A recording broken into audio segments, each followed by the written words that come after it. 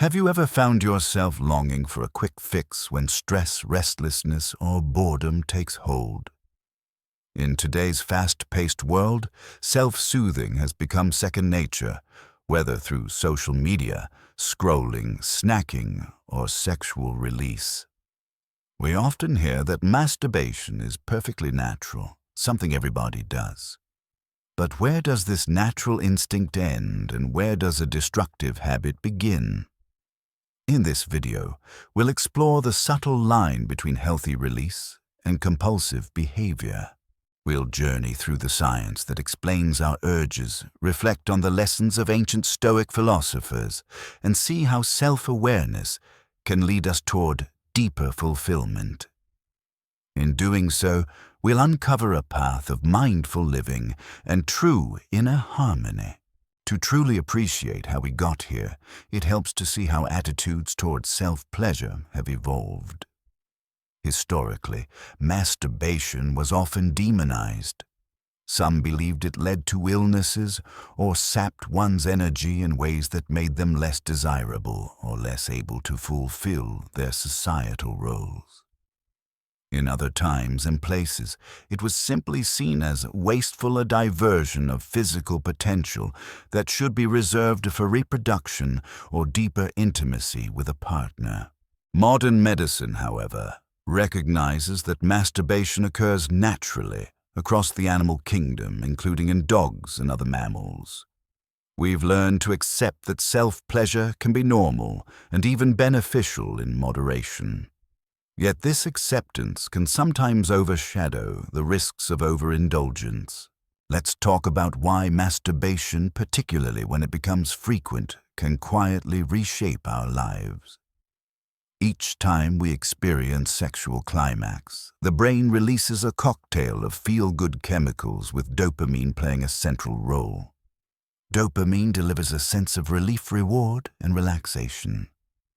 For many who wrestle with stress or insomnia, masturbating can momentarily soothe the mind and even help them drift off to sleep.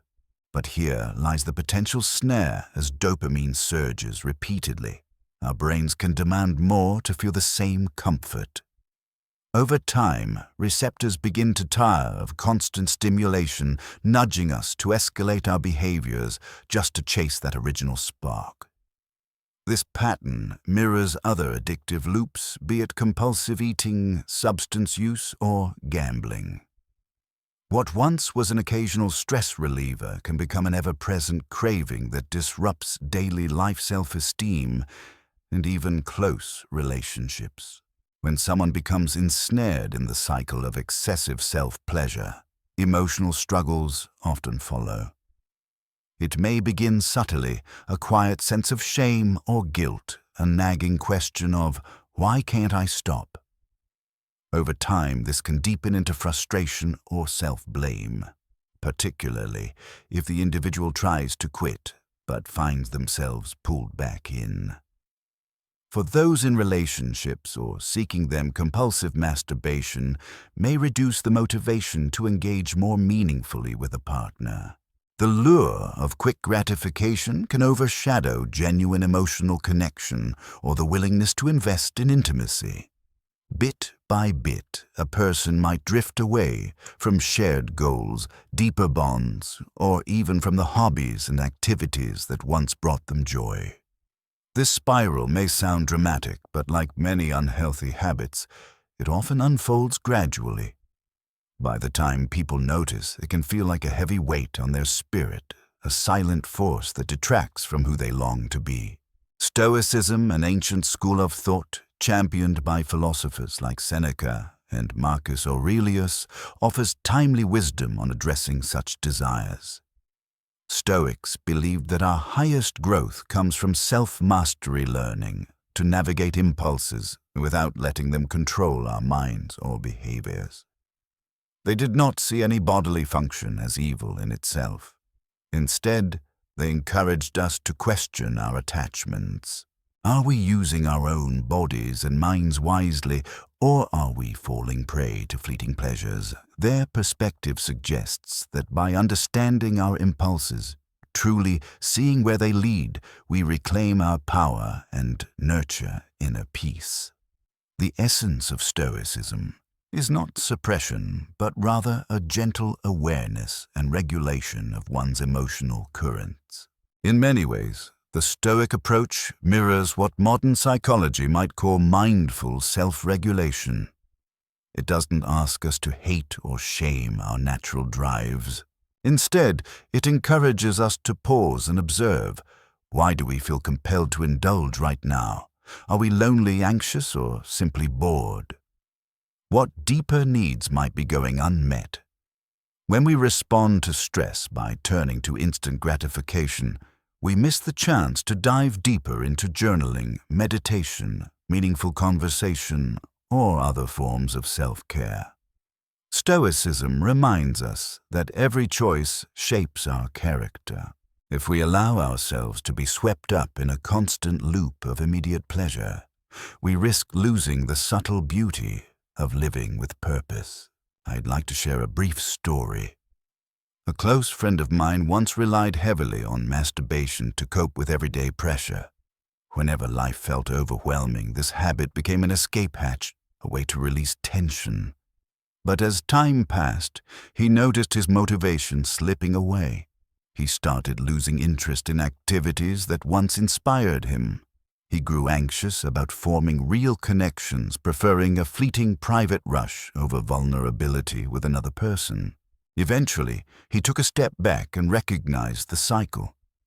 Emboldened by lessons from Stoic teachings and contemporary mindfulness practices, he chose a new path.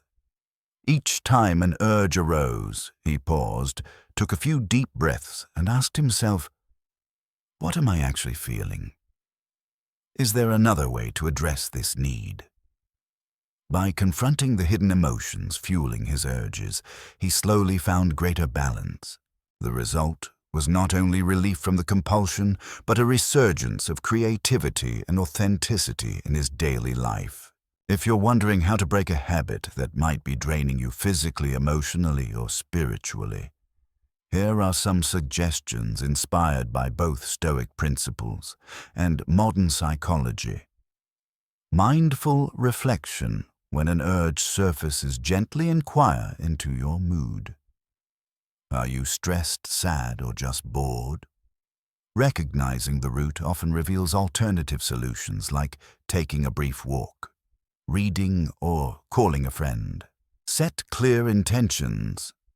Establish small, achievable goals.